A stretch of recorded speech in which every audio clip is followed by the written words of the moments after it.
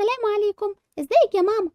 أهلا أهلا، وعليكم السلام. إزيك يا حبيبتي؟ ماما، الميس في المدرسة النهاردة ادت لنا واجب كتير جدا وعندي مذاكرة كتير قوي، عايزة اتغدى واقعد اذاكر بس انتي هتساعديني عشان مش هعرف اذاكر لوحدي. حاضر يا حبيبة ماما، نخلص الغدا ونقعد نذاكر مع بعض أنا وإنتي. ماما، هو بابا هيتأخر زي كل يوم؟ طبعا يا حبيبتي هيتأخر، هو من إمتى بيجي بدري؟ ما أنتي عارفة ملوش مواعيد. بس يا ماما في حاجة مزعلاني قوي. إيه اللي مزعلك يا حبيبتي؟ بابا يا ماما مش بيلعب معايا ولا بيقعد معايا ولا بيذاكر معايا ولا اي حاجة خالص، وكأني مش بنته. هو يعني بيجي بدري عشان يقعد معانا؟ ما أنتي عارفة إن وقته كله بره البيت، ما نعرفش بيعمل إيه ولا بيروح فين. وبعدين مش كفاية عليكي أنا بذاكر معاكي وأتغدى معاكي وبنلعب مع بعض أنا وإنتي؟ ايوه يا ماما يا حبيبتي، ربنا يخليكي ليا. ويخليكي انت كمان ليا يا حبيبتي. يلا بقى اطلعي غيري لبسك بسرعة عشان نتغدى ونقعد نذاكر انا وانتي. حاضر يا ماما. الله يسامحك يا رامي، دايما مزعلني انا وبنتك كده. يا سلام، ايه الفراخ الجامدة اللي طعمها حلو دي؟ احنا بقالنا كتير يا ماما ما اكلناش فراخ. كلي يا حبيبتي بالهنا والشفا. الحمد لله شبعت، هقوم بقى عشان اطلع اذاكر. بالهنا والشفا يا حبيبتي، انا كمان شبعت، هقوم بقى اغسل الاطباق دي واجيلك عشان نذاكر مع بعض.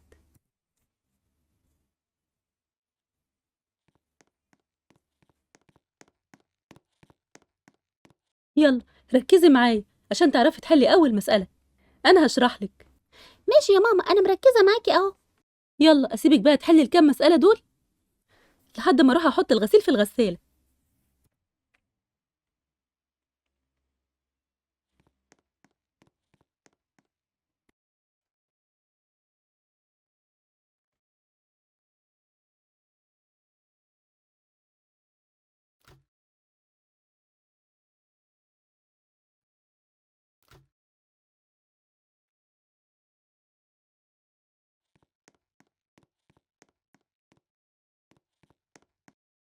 وريني بقى عملتي ايه في الواجب، حليتي ازاي؟ اتفضلي يا ماما، ان شاء الله هتلاقيه كله صح. برافو عليكي، شطورة يا هنا. احلى حاجة فيكي ان انت ذكية وبتفهمي بسرعة. كده الواجب خلص يا ماما، ممكن العب شوية وبعد كده انام؟ ماشي يا حبيبتي. يلا يا هنا يا حبيبتي، كفاية بقى فرجة على التلفزيون كده واطلعي نامي عشان هتصحي بدري تروحي المدرسة. حاضر يا ماما، اصلا فاضل 5 دقايق وهيخلص. ماشي يا حبيبتي. هو بابا لحد دلوقتي مرجعش يا ماما؟ كنت عايزة اشوفه قبل ما انام، مش بشوفه كل يوم. معلش، اما يرجع هبقى اقوله ان انت عايزة تشوفيه واخليه يرجع بدري بكرة تقعدي معاه. ماشي يا ماما، تصبحي على خير. وانتي من اهل الخير يا حبيبتي.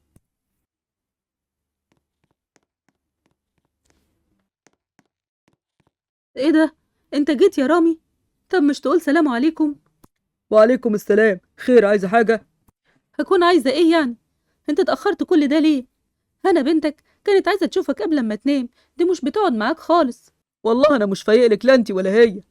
ليه بس كده يا رامي؟ هو احنا عملنا معاك ايه بس؟ مش طايق لنا كلمة ليه؟ دماغي كده، مزاجي كده، ما بحبش وجع الدماغ.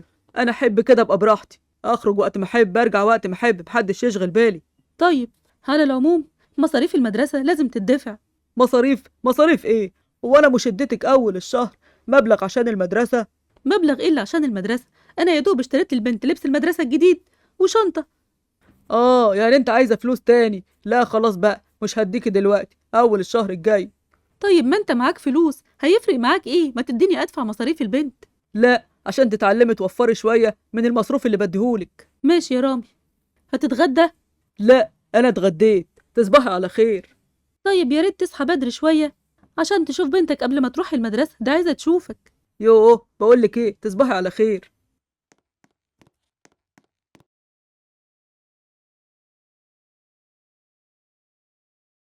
انا، يلا يا حبيبتي اصحي. صباح الخير يا ماما. يلا حبيبتي اغسلي وشك وانا هحضر لك الفطار لحد ما تلبسي. هو بابا صحي يا ماما ولا نايم؟ للاسف نايم يا حبيبتي وقال لي محدش يصحيني. برضو زي كل يوم. ماشي يا ماما.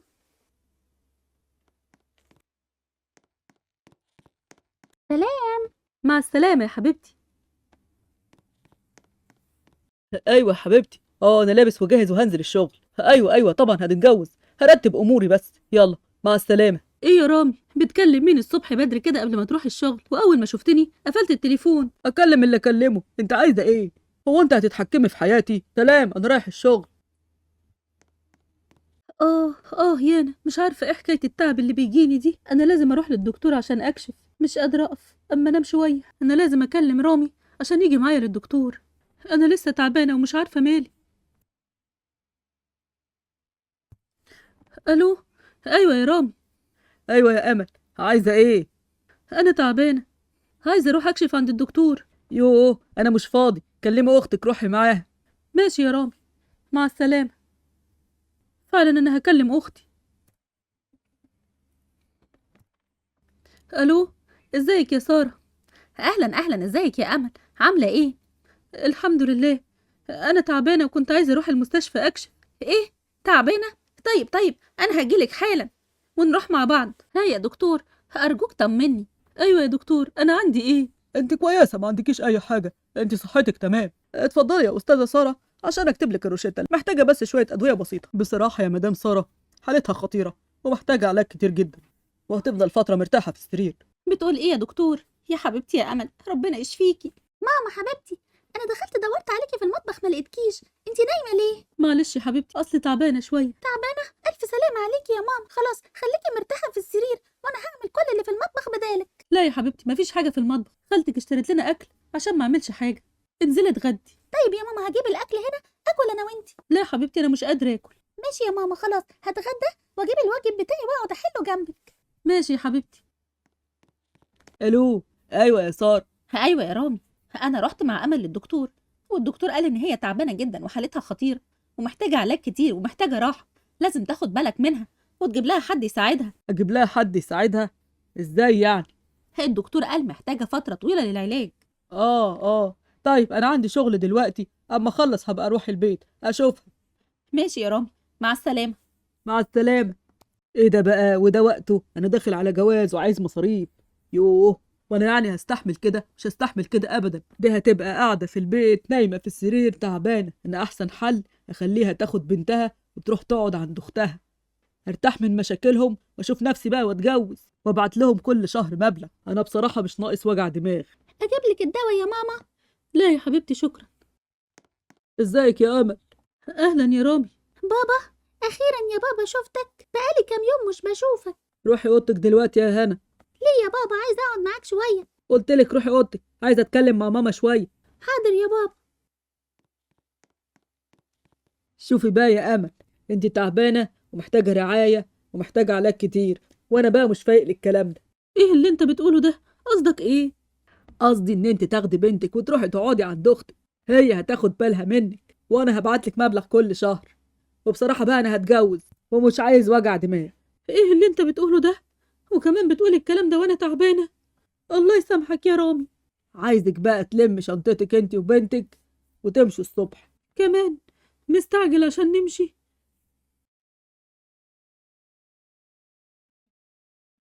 هو احنا هنسيب البيت ونمشي نروح فين يا ماما؟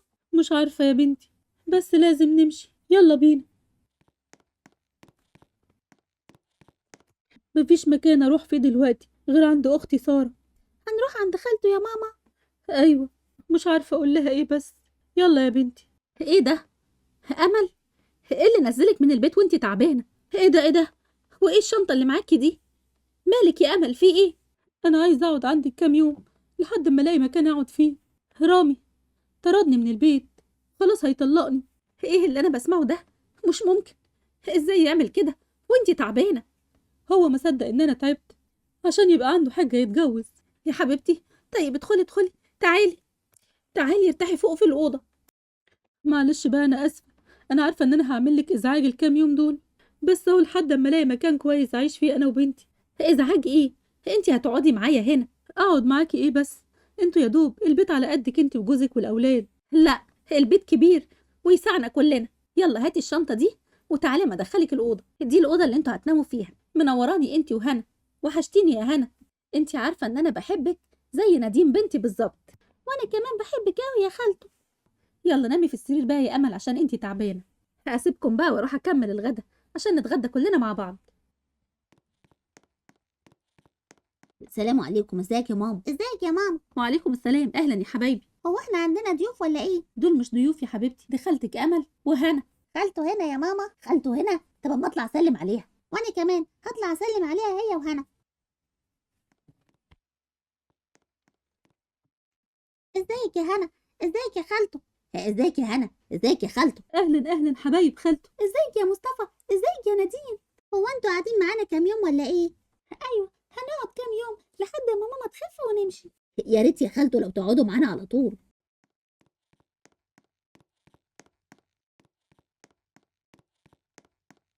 السلام عليكم. ازيك يا امل؟ وعليكم السلام. اهلا يا صلاح. ايه مالك زهقانه ليه كده؟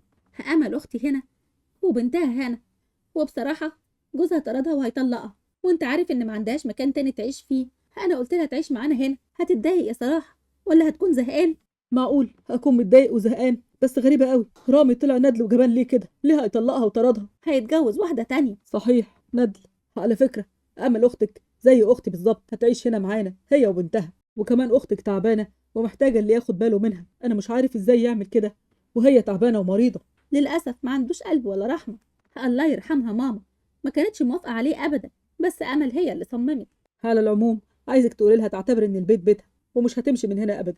ربنا يخليك ليا يا صلاح، انا عارفه ان انت قلبك طيب ومش هتسيبهم يقعدوا لوحدهم ابدا. طب يلا حضري الغدا بقى عشان نتغدى كلنا.